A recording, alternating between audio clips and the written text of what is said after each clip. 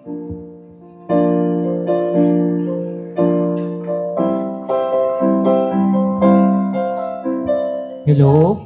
Good evening everyone. So mukhang inaatok na po lahat. At ang hirap na din sundan ng mga naunang magsalita sa akin.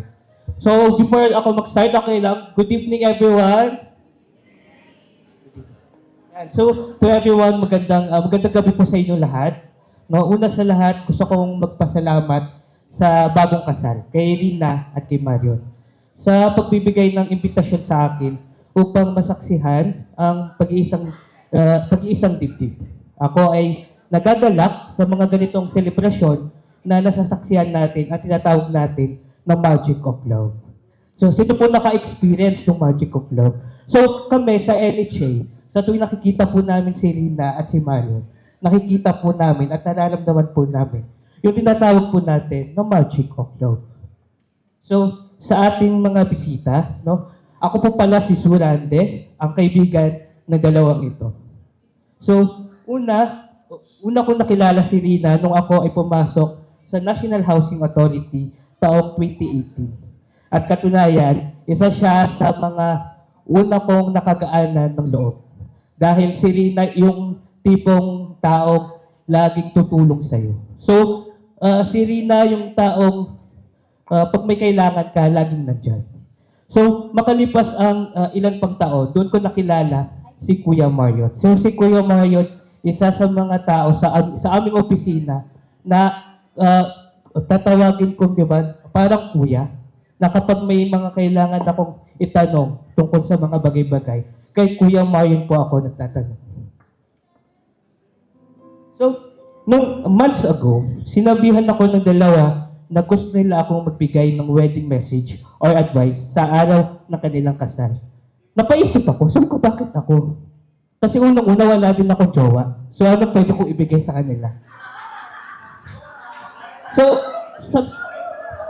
nung sinabi nga na magbibigay ka ng advice about sa kasal, sabi ko, paano? I-jowa ka, wala. So, pero dahil sa pagmamahal ko sa dalawang ito, guys, listen. Sa pagmamahal ko sa dalawang ito, pagmamahal ko kay Rina at kay Kuya Marion, umoo ako. So, nung time na iniisip ko, ano kaya bibigay ko sa dalawang to? Eh, wala akong experience sa kasal. So, naisip ko, no, bilang isang Muslim, ano nga ba ang pwede kong ibahagi sa aking mga kaibigan sa espesyal na araw na ito? So, sa relihiyong Islam, bilang isang Muslim, meron po kaming tinatawag na takwa. So, ang takwa po ay isang Arabic term na nangangahulugan na pagmamahal, paggalang, at pagrespeto sa Diyos. At sa konteksto ng isang kasal, pinapahalagahan ang takwa.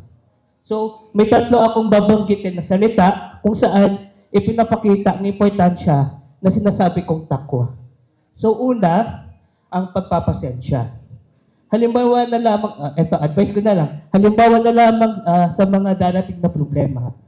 May mga bagay na hindi natin maiiwasan na mapapaisip tayo na daming problema dumadating. Pero dahil sa pagpapasensya natin, no? Tulad ng sinasabi, kasabihan natin, di ba? Pag mainit ang ulo ng isa, dapat hindi sasabayan ng isa.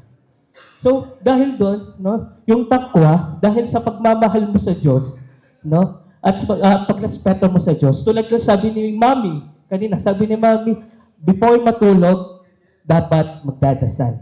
Kasi, no, sa pagdadasal, nagkakaroon po tayo ng malinaw na kaisipan. Ikalawa, ang pagtitiwala.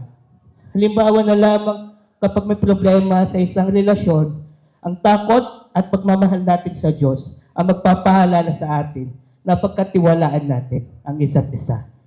So sa panahon na nagdududa ka, iisipin mo yung panahon na nagtiwala ka sa iyong kabiyak. Okay? At ikatlo, at ang huli, ay ang pag-aalaga. Tulad ng pangako ng isa't isa, in sickness and health. Ang pangako ng pag-aalaga at pagmamahalan sa isa't isa, hindi lamang sa panahon ng kalayaan at kaligayahan, mas lalo sa panahon ng sakit o problema. So, to sum it up, ang dami ko sinabi kanina, no? Ang takwa o ang takot sa Diyos o pagmamahal sa Diyos ay ang magiging pundasyon nyo, Rina and Kuya Marion, ng isang matibay at masayang pagsasama ng isang mag-asawa. Kaya naman sa pagtatapos ng araw na ito, ang pangako ni Rina kay Kuya Marion at ang pangako ni Kuya Marion at kay Rina ay hindi lamang sa kanila. So, sa ating bagong kasal, gusto ko tignan mo lahat yung muka ng mga taong nandito. So, lahat ng mga taong nandito, kami po ang witness ng pagmamahalan ninyo. Palakpakan po. So, thank you. Sa iyo, Rina, at sa iyo, Kuya Marion, naway gawin ninyong sentro ang Diyos sa inyong pagsasama at magmahalan kayo katulad kung paano tayo minahal ng Diyos. I love you both. Thank you po. Thank you so much, Zoom. And last, for the friends and close family relatives, Angelique Diaz from Pamantasan ng Lungsod ng Maynila.